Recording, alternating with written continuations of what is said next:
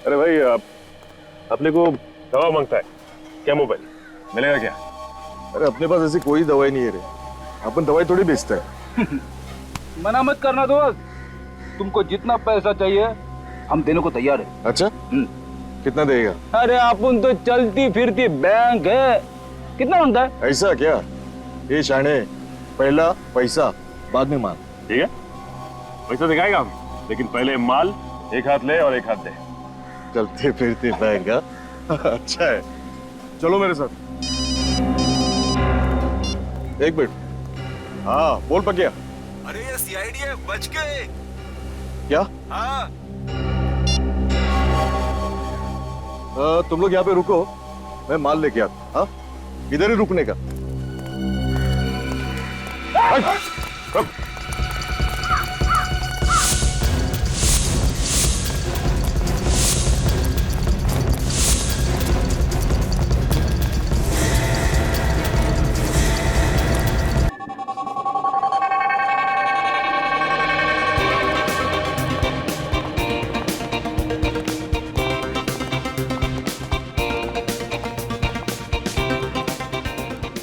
Hello, welcome mister Chandra. Welcome ma'am. आप लोग अगर इस एग्जीबिशन में नहीं आते तो मुझे बिल्कुल अच्छा नहीं लगता। भला क्यों नहीं आते मिस्टर विमल? इनफैक्ट हर साल हमें आपके पेंटिंग एग्जीबिशन का इंतजार रहता है। Thank you so much. Please चलो। सुमित, बहुत लोग आए हैं। मुझे तो लगता है कि इस साल भी हमें वैसा ही रिस्पॉन्स मिलेगा जैसा पिछले साल मिला। वाह नीलेश, कितनी खूबसूरत खूबसूरत पेंटिंग है। आज मैं इनमें से एक पेंटिंग जरूर खरीदूंगी। हाँ क्यों नहीं। वाह क्या हो गया, रुक क्यों गई? नीलेश, ये कितनी खूबसूरत पेंटिंग है, देखो इसे। अदिति, ये पेंटिंग तो मुझे कुछ समझ में नहीं आई, फ्रैंकली स्पीकिंग। वही तो मुझे पसंद है। This is too good. Nilesh, ये पेंटिंग मुझे जरूर चाहिए। इसको बुक कर दो, इससे पहले कोई और ले ले। ओके बाबा ओके। आओ सुमित और विमल से बात करते इस बारे में। आओ।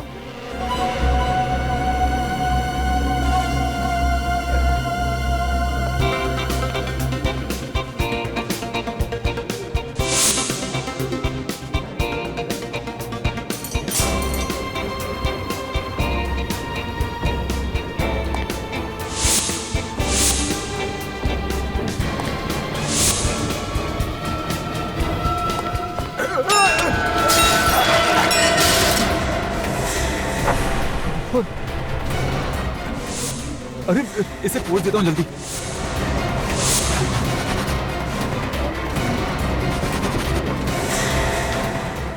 ये तो ऑयल पेंट नहीं है।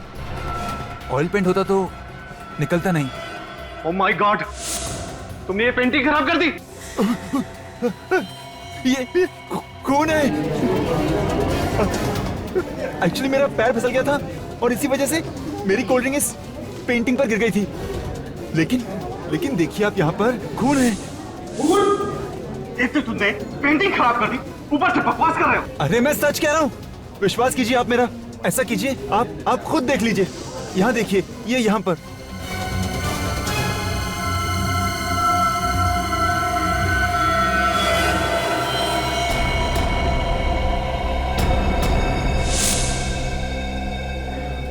हाँ सुमित, ये ठीक कह रहा है, ये तो वाकई खून है। लेकिन पेंटिंग पे खून कहाँ से आया? मुझे तो समझ नहीं आ रहा। हमें सीआईडी को फौरन बुलाना पड़ेगा।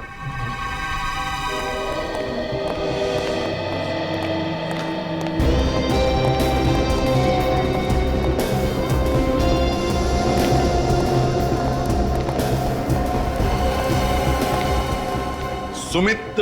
जी सर, मैंने ही आपको फोन किया था। सर यही वो पेंटिंग जिस पर हमें खून मिला।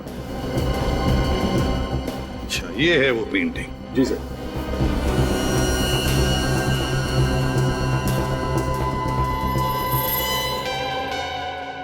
ये क्या है? पेंटिंग तो गीली है। सर इस पे कोल्ड ड्रिंक गिर गई थी, इसलिए गीली हो गई। Cold drink? कैसे हुआ ये सब? सबसे पहले किसको पता चला कि पेंटिंग पर खून है? सर मैंने देखा था। एक्चुअली मेरे हाथ से ही कोल्ड ड्रिंक पेंटिंग पर गिर गई थी। मैं हड़बड़ाहट में इसे साफ करने गया तो पता चला कि ऑयल पेंट नहीं, खून है। सुमित, ये पेंटिंग का एग्जीबिशन तुमने ही ऑर्गेनाइज किया है? सर हम दोनों ने, ये विमल है मेरे बिजनेस पार्टनर, हर साल हम लोग ये एग्जीबिशन ऑर्गेनाइज करते हैं। कितने सालों से बिजनेस का पार्टनरशिप है आपकी? सर 3 साल की। 3 साल की बिजनेस पार्टनरशिप है। अच्छा, सब बाकी सारी पेंटिंग्स पर पेंटर का नाम और उस पेंटिंग का दाम भी लिखा है, पर इस पेंटिंग पर ऐसा कुछ भी नहीं लिखा। पेंटिंग्स को एग्जीबिशन में डिस्प्ले करने से पहले आपने अच्छी तरह से जांच नहीं की? क्यों जांच नहीं की? क्यों नहीं की जांच? जब इतने बड़े एग्जीबिशन में सेलिब्रिटीज आने वाले थे, वीआईपीज आने वाले थे, हैं? इतनी लापरवाही? सर हमने खुद एक एक पेंटिंग चेक की थी। यहाँ पे जितनी भी पेंटिंग्स लगी हैं उन आर्टिस्ट की लिस्ट है हमारे पास। हाँ सर, हमने 40 पेंटिंग्स मंगवाई थी और सारी पेंटिंग्स अच्छे से जांच परख करने के बाद ही मेरे स्टाफ ने गोडाउन में रखी थी। हाँ, लेकिन ये वाली जो पेंटिंग है ये उसमें नहीं थी सर। रजत, जरूर पेंटिंग की अदला बदली हुई है, अदला बदली जरूर हुई है। सर हो सकता है इनके चेक करने के बाद जब इन्होंने गोडाउन भिजवाया पेंटिंग्स को, तो गोडाउन में किसी ने पेंटिंग बदल दी। हो सकता है। गोडाउन चेक करो, देखो अगर 40 पेंटिंग्स यहां पर है तो 41वां पेंटिंग गोडाउन में ही होना चाहिए। शायद उसी पेंटिंग के जगह पर ये खून वाली पेंटिंग लगाई है। पूर्वी, तुम भी जाओ।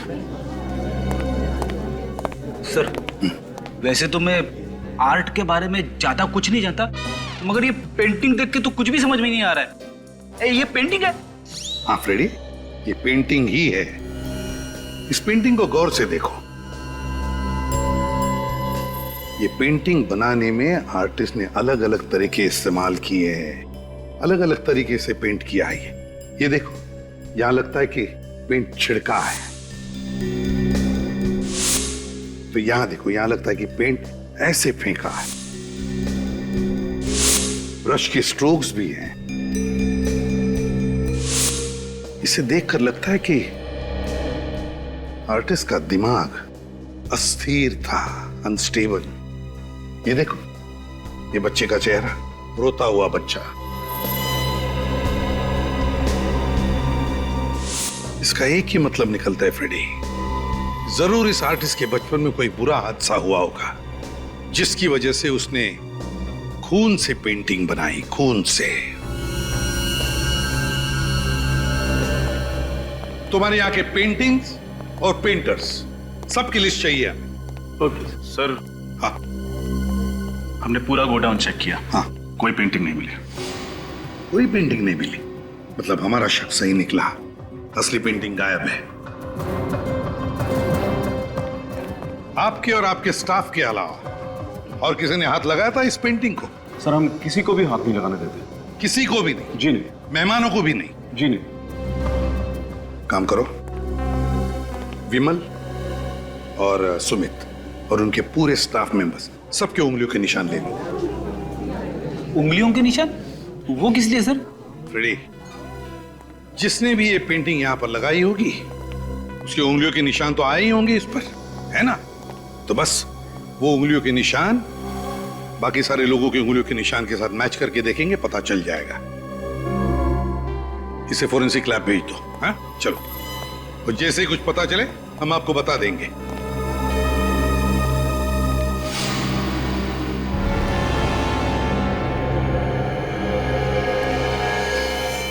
ये किसकी फोटोग्राफ है? सर ये मेरा परिवार है, ये मेरी पत्नी और बच्चे। पंचगंदी में एक एक्सीडेंट हुआ था, कार खाई में गिर गई और सब मारे गए। I am sorry.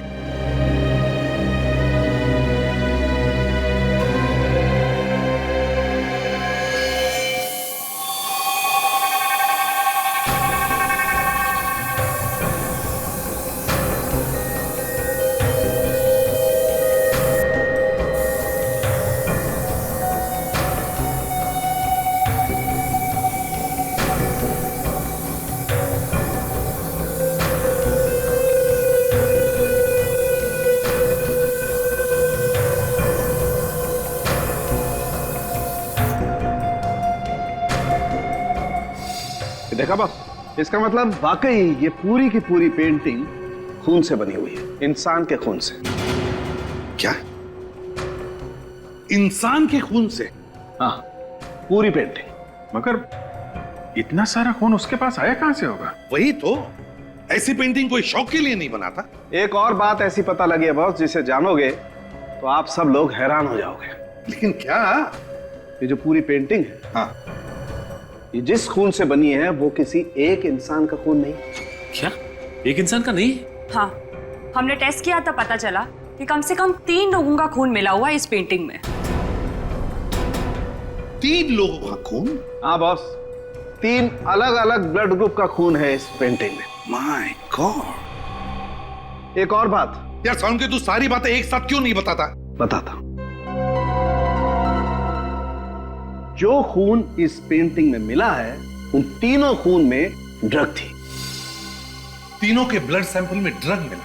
कौन सा ड्रग साउंड के? एक कंपाउंड है जिसे कैमोबेल कहते हैं। कैमोबेल? अब ये कैमोबेल क्या चीज है? ये कैमोबेल अगर दिन में 2 बार लिया जाए तो 24 घंटे तक भूख नहीं लगती। और इस कैमोबेल का इस्तेमाल किस लिए किया जाता है? जिन लोगों को कम से कम समय में अपना ज्यादा से ज्यादा वजन घटाना होता है, वो लोग इस दवाई को लेते हैं। लेकिन ये दवाई आसानी से नहीं मिलती है। बहुत ही गिने चुने मेडिकल स्टोर पे दवाई मिलती है, वो भी डॉक्टर के प्रिस्क्राइब करने के बाद। ऐसा क्यों सर? वो इसलिए क्योंकि ये दवाई सेफ नहीं है, इसके साइड इफेक्ट्स हैं, इसलिए इसे खुलेआम बेचने पर पाबंदी लगा दी गई। मगर सर, उन लोगों को ये ड्रग्स लेने की जरूरत क्या होगी? डॉक्टर साहब, वाकई ये तीनों वजन घटाना चाहते थे या बात कुछ और ही है? बात कुछ और ही है दया।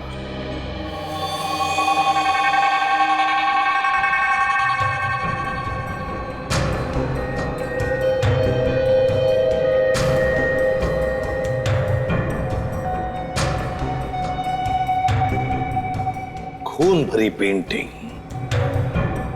समझ में नहीं आता क्या चल रहा था उस पेंटर के दिमाग में।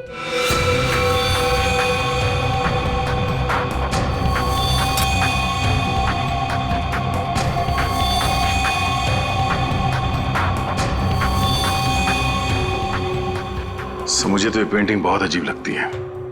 तो गौर से देखिए सर, चारों तरफ ये खून फैला हुआ है, किसी भी चीज को कोई ठोस आकार नहीं दिया गया।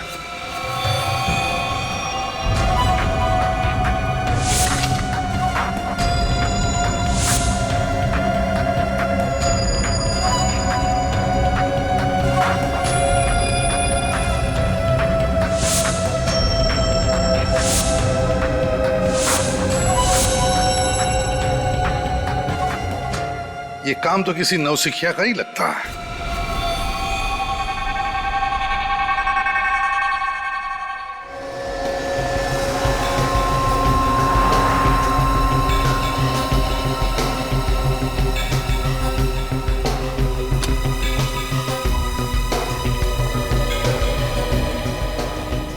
कहिए सर, आपको कौन सा साइज का फ्रेम दिखाऊं?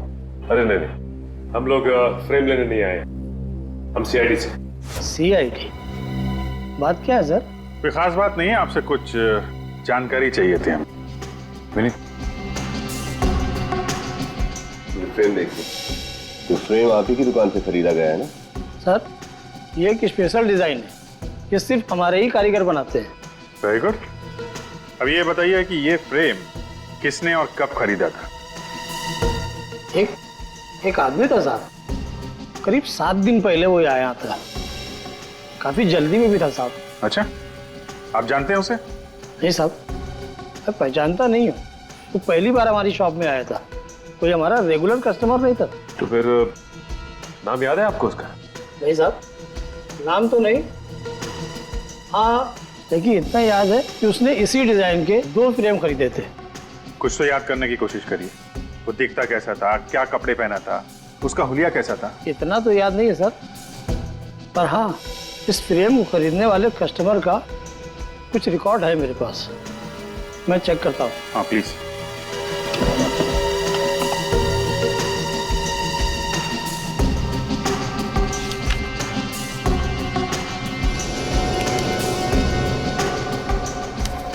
ये मिल गया सर, ये उस फ्रेम के बिल की कॉपी है। रितेश, सिर्फ नाम लिखा, एड्रेस क्यों नहीं लिखा? साहब, उसने कहा था कि फ्रेम तैयार हो जाने पर मैं उसको फोन कर दूं, वो खुद आकर यहाँ से फ्रेम ले जाएगा। तो फिर आपने उसका नंबर तो लिखा होगा ना कहीं पे? या साहब उसी बिल के पीछे है ना। अच्छा, ये उसी का नंबर है? ये उसी का। Thank you.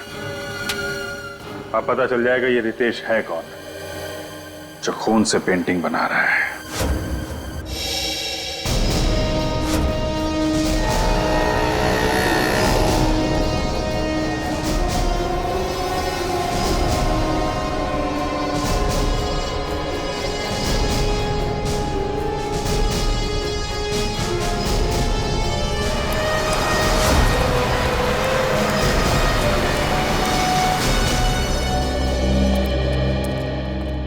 आइए सर।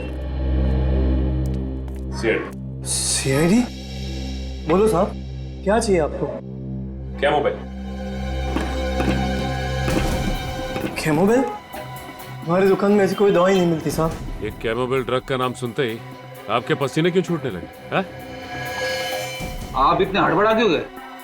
कौन घबरा रहा है साहब? मैं तो अपना काम कर रहा हूँ सर। देख, सच बता दे वरना मेरी मदद कीजिए साहब, मैं बहुत मुसीबत में हूँ। ये सब नाटक क्या कर रहे हो? सच सच बताओ, बात क्या है? सर किसी ने मुझे धमकी दी थी सर। कैमोबेल का इंतजाम करने के लिए मुझे मजबूर किया गया था। मजबूर किया गया था? कैसी मजबूरी? उसने मुझे कहा था कि अगर मैं 2 दिन में कैमोबेल का इंतजाम नहीं करूंगा तो वो मेरे पूरे परिवार को मार देगा साहब। मैं बहुत डर गया था साहब, मैं बहुत डर गया था। अच्छा, ये इस आदमी का हुलिया तो याद है ना तुम्हें? है? नहीं बता सकता साहब, उसने मुझे सिर्फ फोन किया था। फोन नंबर है ना? मेरे मोबाइल में है सर, मैं अभी देख के बताता हूँ। सब इसी नंबर से उसने फोन किया था, यही नंबर है सर। रेडी? निखिल, इस नंबर का पता लगाओ, ये नंबर है किसका। इस आदमी का पकड़ा जाना बहुत जरूरी है। और एक बात, डर के जीने की जरूरत नहीं है, समझे? आइंदा ऐसा कोई फोन आए तो सीआईडी को इन्फॉर्म करना, ठीक है?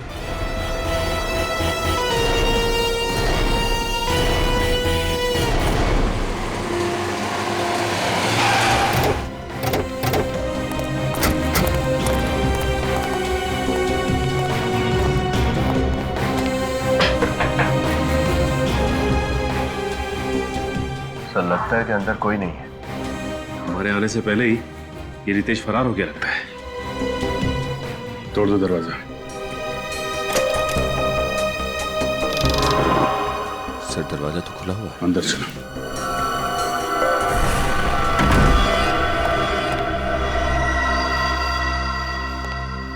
घर का तो सारा सामान बिखरा पड़ा है सर। हाँ, लगता है यहाँ पे हाथापाई हुई है। सर ये रितेश तो कहीं दिखाई नहीं दे रहा यहाँ। पूरा घर चेक करो।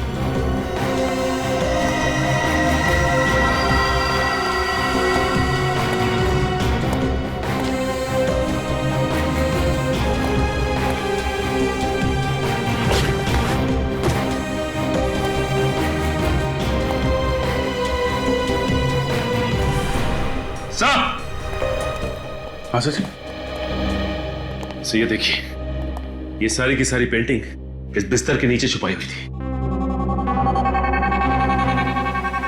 और सर ये पेंटिंग भी उसी पेंटिंग की तरह है, ये एग्जीबिशन में मिली थी हमें, लाल रंग की।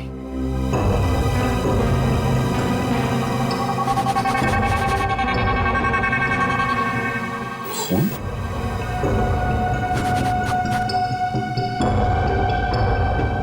सारी पेंटिंग भी खून से बनाई गई। सर लगता है कि रितेश ये सारी पेंटिंग्स बना रहा है। पानी की आवाज?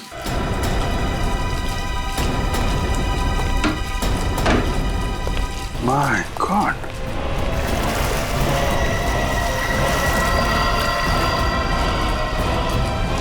ये तो मर चुका है। इसे कहीं देखा लगा है। ये आदमी तो वहां एग्जीबिशन में था ना, वॉलंटियर।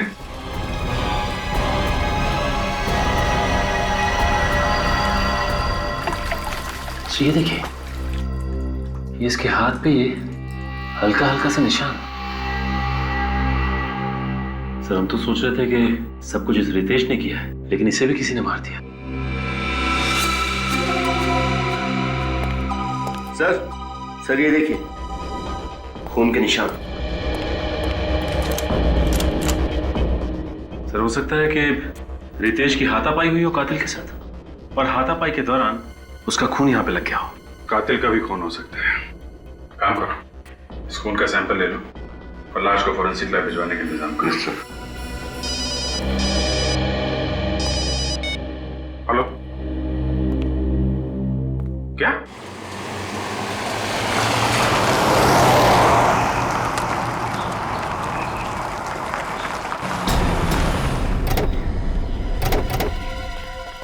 तब मैंने आप लोगों को फोन किया था, तब मैंने वो लाश देखी, बहुत भयानक लग रही है लाश। लाश कहाँ? वहाँ है साहब, वो देखो। एक मिनट, आप यहीं रुकिए।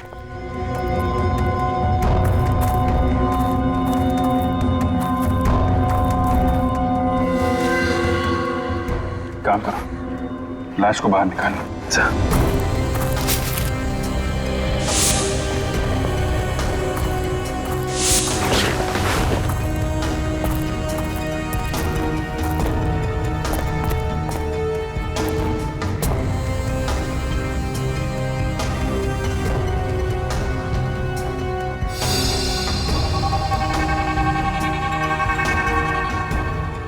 सर सच में ये लाश तो बहुत बुरी कंडीशन है। लाश तो बिल्कुल पीली पड़ गई है। सर इसकी हालत देख के लगता है जैसे इसने काफी दिनों से कुछ खाया पिया नहीं था। शरीर पूरी तरह से सिकुड़ चुका है, और सर लगता है इस लाश का चेहरा जानबूझकर बिगाड़ा गया है।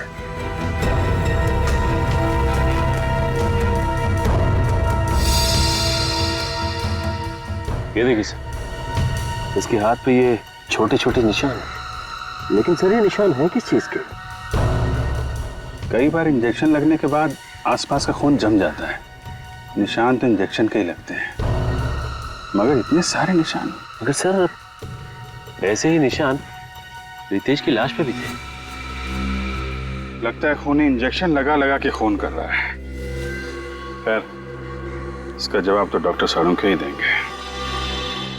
मानना मुश्किल है, कोई भला ऐसा कैसे कर सकता है? हाँ सर, दोनों लाशें बहुत ही बुरी हालत में हैं। यार साड़ुंखे, तुम दोनों डिस्कस करोगे, हमें भी कुछ बताओगे? बॉस, इन दोनों के शरीर में जरा सा भी खून नहीं है। लगता है किसी ने इनके जीते जी सारा का सारा खून इन लोगों के शरीर में से निकाल लिया। शरीर में खून है ही नहीं। हाँ सर, और इसी की वजह से दोनों लाशें बिल्कुल काली नीली और फीकी पड़ गई है।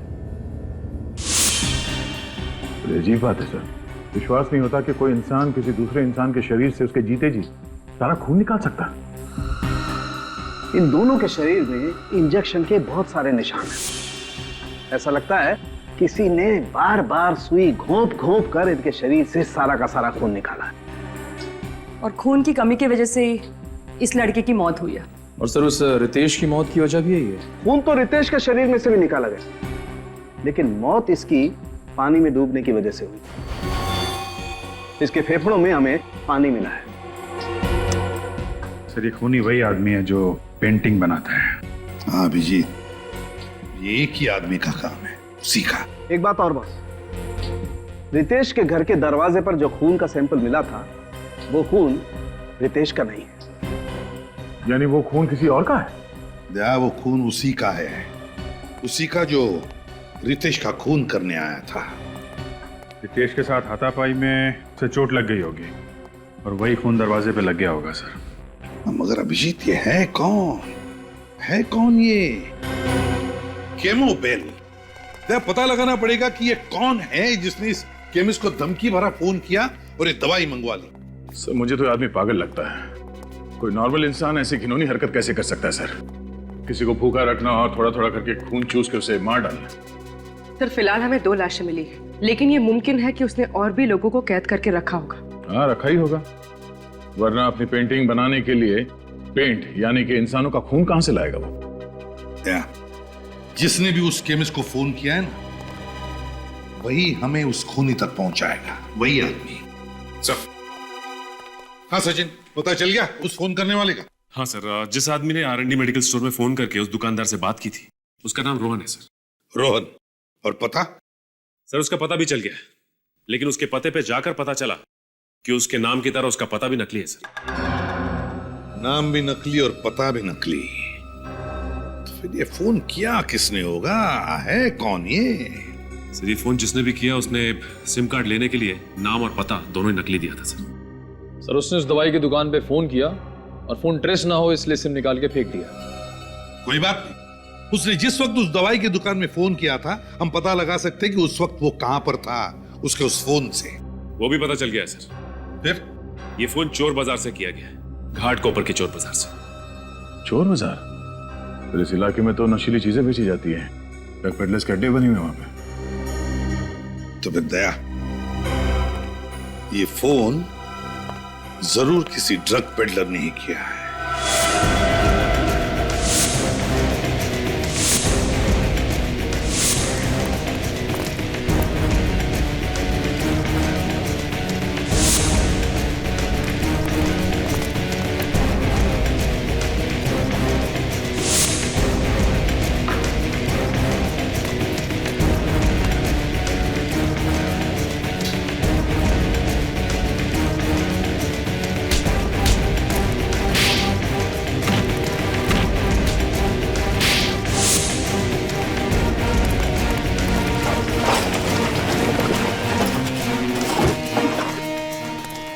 ये ले, और सुन, किसी को बताने की जरूरत नहीं कि कहां से माल मिला। नहीं नहीं साहब, नहीं बोलियो। चल निकल।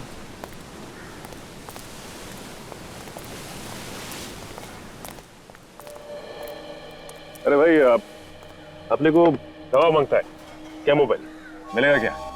अरे अपने पास ऐसी कोई दवाई नहीं है रे, अपन दवाई थोड़ी बेचते हैं। मना मत करना दोस्त, तुमको जितना पैसा चाहिए हम देने को तैयार है। अच्छा, कितना देगा? अरे अपन तो चलती फिरती बैंक है, कितना मांगता है? ऐसा क्या? ये शाने, पहला पैसा बाद में माल। ठीक है, पैसा दिखाएगा हम, लेकिन पहले माल एक हाथ ले और एक हाथ दे। चलते फिरते बैंक? अच्छा है, चलो मेरे साथ। एक मिनट। हाँ बोल पकिया। अरे ये सीआईडी है, बच गए क्या? हाँ। तुम लोग यहाँ पे रुको, मैं माल लेके आता। हाँ, इधर ही रुकने का।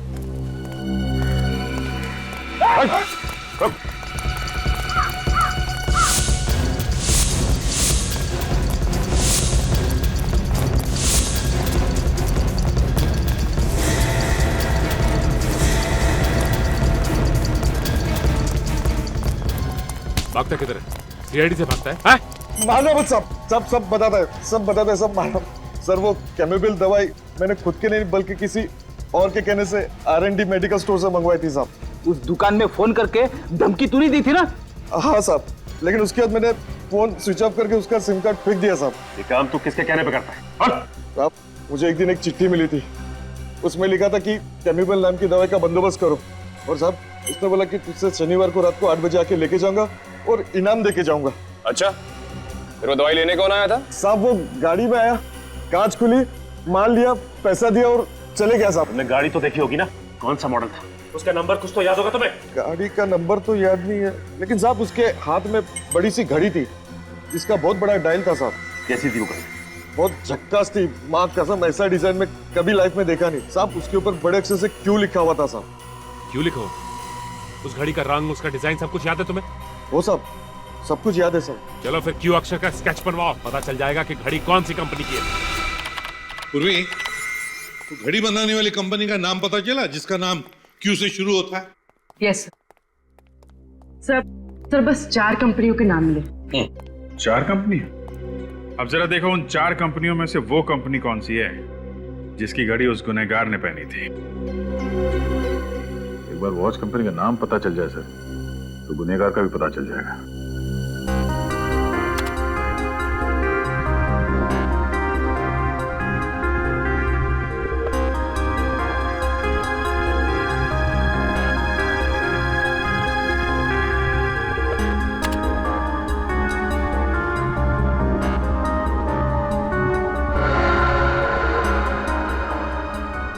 सब तो ये डिजाइन बिल्कुल इस डिजाइन जैसा। हाँ सर, ये क्यू का निशान तो बिल्कुल ऐसा ही है। जैसा उस ड्रग पैडलर ने कहा था। कंपनी का नाम है क्वीनी। सर ये जर्मन ब्रांड है।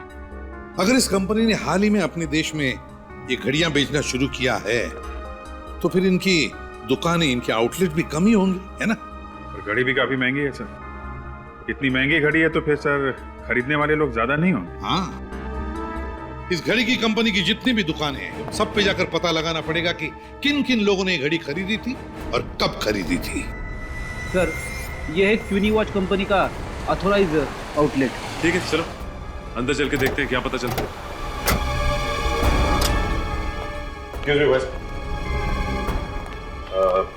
हमें आपके कंपनी की घड़ी के बारे में जानकारी चाहिए। कौन सी घड़ी? इस घड़ी को ध्यान से देखिए। ये आपकी कंपनी की घड़ी है ना? ये हमारी लिमिटेड एडिशन घड़ी के डिजाइन है। अब बात क्या है सर? दरअसल हम लोग सीआईडी मुंबई से हैं और एक केस के सिलसिले में पूछताछ करना चाहते हैं। मैं आपकी क्या मदद कर सकता हूँ? अब हमें ये बता सकते हैं कि ये घड़ी आपसे किसने खरीदी है? मैं अभी आपको बताता हूँ।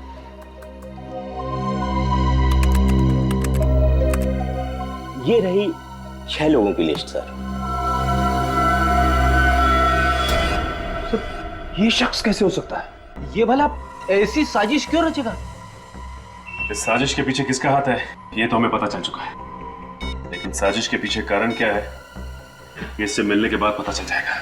सर, ड्रग पैडलर से जिसने कैमोबेल नाम का ड्रग खरीदा था उसका पता चल गया है। कि कोई मेरे एग्जीबिशन इवेंट को खराब क्यों करना चाहेगा? हाँ, वो तो मैं तुमसे बाद में बात करता हूँ। सर आप लोग कुछ पता चला ये किसकी हरकत है? भोला भाला बनने का नाटक कर रहा है। ये घड़ी पहचानते हैं आप? जी हाँ, 2 महीने पहले खरीदी थी मैंने ऐसी घड़ी। लेकिन आप ऐसा सवाल क्यों पूछ रहे हैं? क्योंकि हमें शक है कि उस खून भरी पेंटिंग में तुम्हारा हाथ है। क्या आप इस खून वाली पेंटिंग का इल्जाम मुझ पे लगा रहे हैं? जी हाँ, आप ही ने वो पेंटिंग बनाई और आप ही ने वो दूसरी पेंटिंग हटाकर खून वाली पेंटिंग एग्जीबिशन में रख दी। मैं भला ऐसा क्यों करूंगा? वो इसलिए कि तुमने सोचा बदनामी से डरकर तुम्हारा पार्टनर विमल अपना पेंटिंग का बिजनेस छोड़ देगा और वो सारा धंधा तुम्हारा हो जाएगा। आप मुझ पे ऐसा इल्जाम नहीं लगा सकते, ये सरासर झूठ है। तो फिर सच सच बताओ, घाटकोपर के ड्रग पेडलर राजू से तुमने कैमोबेल नाम का ड्रग क्यों मंगवाया? कैसा ड्रग? कौन सा ड्रग पेडलर? आप क्या कहना चाहते हो? मेरी कुछ समझ में नहीं आ रहा। और हाँ, ये घड़ी मैंने अपने लिए नहीं खरीदी थी, ये मैंने अपने स्टाफ को गिफ्ट दी थी। खुद को बचाने के लिए अब एक नई कहानी। प्लीज आप मेरा विश्वास कीजिए, ये कोई कहानी नहीं है, सच है। तुम्हारे स्टाफ मेंबर का नाम और पता चाहिए हमें।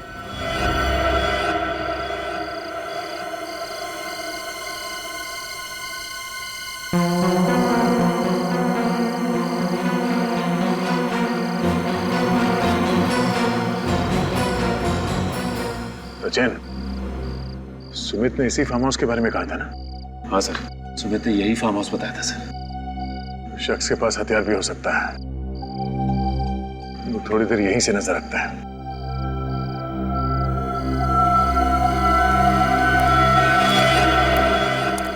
कोई आ रहा है वहां से, पीछे।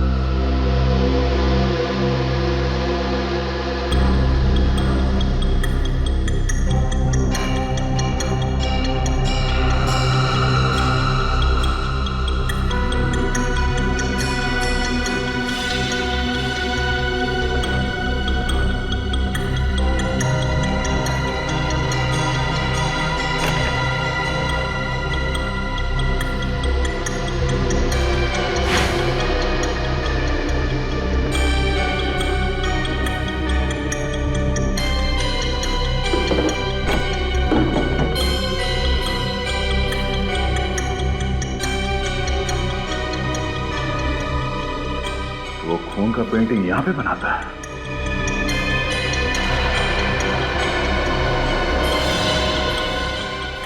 ये क्या?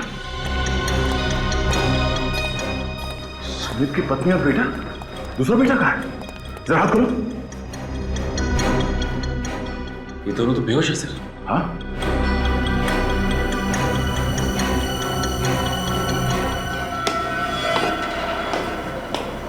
कोई आ रहा है। चलो चलो।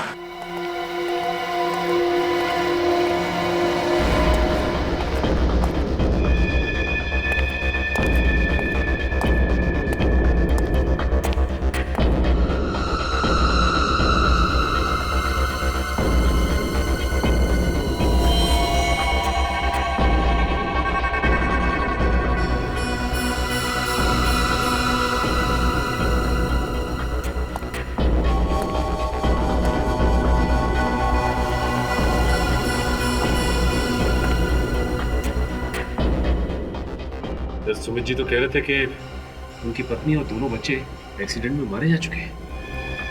लेकिन सर उन्होंने ये भी तो बताया था कि उनकी लाशें अब तक नहीं मिली हैं।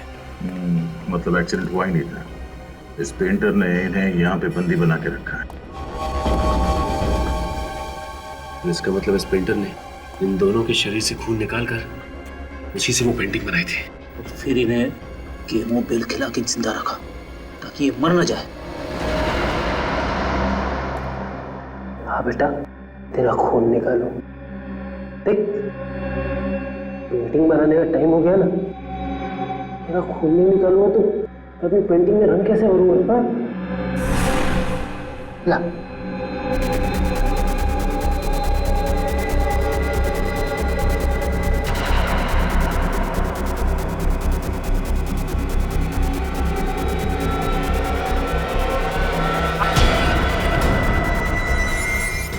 सर आप सर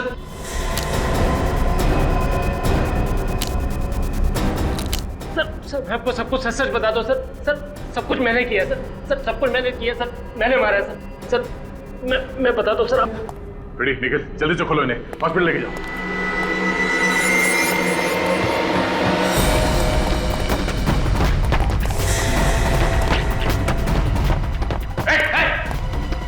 आगे मत आना, आगे मत आना। मैं मारूंगा अपने आपको। चाकू नीचे। पीछे जाओ, मैं मार रहा हूँ। ठीक है, इस बार छोड़ देते हैं हम लोग। अगर आइंदा ऐसा कुछ किया ना तो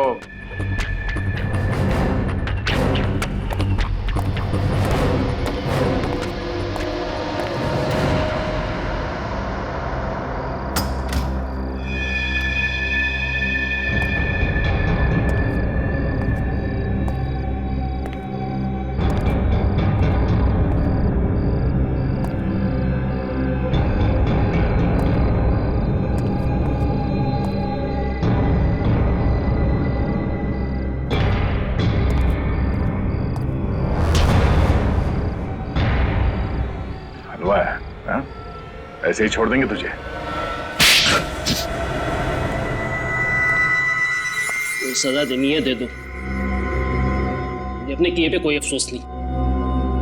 मैं तो बहुत खुश हूँ। तुम खुश हो? सुमित जी की बीवी और 2 बच्चों का खून निकालकर उन्हें अधमरी हालत में रखा और बोलते हो खुश हो तुम? सुमित ने मेरे और मेरी परिवार के साथ जो जुल्म किया उसका क्या? क्या किया सुमित ने तुम्हारे परिवार के साथ? उसने मेरे पूरे परिवार को बर्बाद कर दिया, मार डाला उसने सबको, मुझे अनाथ कर दिया। ठीक से बताओ रघु, आखिर हुआ क्या था और कब हुआ था? बात आज से 12 साल पुरानी। तब हम लोग बहुत गरीब हुआ करते थे। मेरे बाबूजी ने सुमित से कुछ पैसे उधार मांगे थे मेरी बीमार माँ के इलाज के लिए।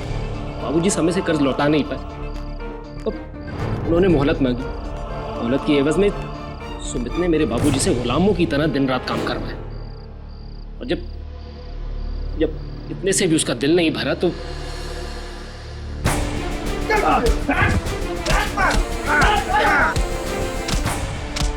अरे मत मारो, अरे बचाओ, अरे बचाओ,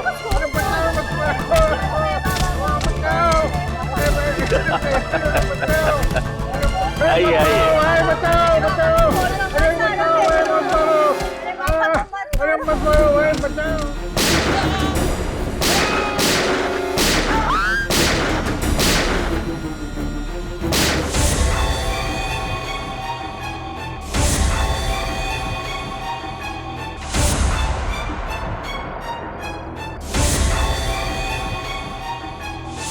तो इसलिए तुम सुमित जी से बदला लेना चाहते थे? हाँ, इसलिए तो मैंने उनके यहाँ पे इतने साल नौकरी करी और उनके बारे में सब कुछ पता कर लिया। सुमित जी तुम पे भरोसा करते रहे और तुमने उनके भरोसे का फायदा उठाकर उनकी पत्नी और दोनों बच्चों को अगवा कर लिया। हाँ, और उसके बाद मैंने उनको किडनैप कर लिया, उनकी गाड़ी को खाई में धकेल दी। और तुमने उन्हें बंदी बनाकर एक खुफिया कमरे में छुपा के रख दिया। और फिर मैं उनका खून निकाल निकाल के अपनी पेंटिंग बनाता रहा। उन्हें कैमोबेल ड्रग देता रहा ताकि वो बिना कुछ खाए पिए जिंदा रह सके और मुझे मेरी पेंटिंग बनाने के लिए खून मिल सके। और फिर वो पेंटिंग मैंने सुमित की एग्जीबिशन में रख दी ताकि वो इस केस में फंस जाए, बदनाम हो जाए। और जंगल में जो लाश मिली थी वो तो सुमित के दूसरे बेटे की थी। बेचारा इतना कुछ झेल ही नहीं पाया, मर गया। फिर मैंने उसकी लाश का वो हाल किया कि कोई भी उसे पहचान ना पाए। और रितेश, वो तो तुम्हारा साथी था ना, उसे क्यों मार दिया तुमने? वो मेरी मदद करता था, अच्छा लड़का था, पर मैं अपनी पेंटिंग भी उसके घर में रखता था। लेकिन एक दिन उसे पता चल गया कि मैंने ये पेंटिंग खून से बनाई। वो मुझे धमकी देने लगा कि वो अपने बॉस को जाके सब कुछ सच सच बता देगा। तो आप बताइए ना कि मतलब ऐसे तो उसका क्या फायदा? हाँ? फिर उसके बाद मैंने उसे भी मार दिया। चल, इसकी दिमागी हालत कुछ ठीक नहीं लगती। हाँ दया, इसे इलाज की जरूरत है। रघु, सुमित को तो उसके किए की सजा मिलेगी ही मिलेगी, पर तुमने भी एक बहुत घिनौना जुर्म किया है और कोर्ट तुम्हें कभी माफ नहीं करेगा।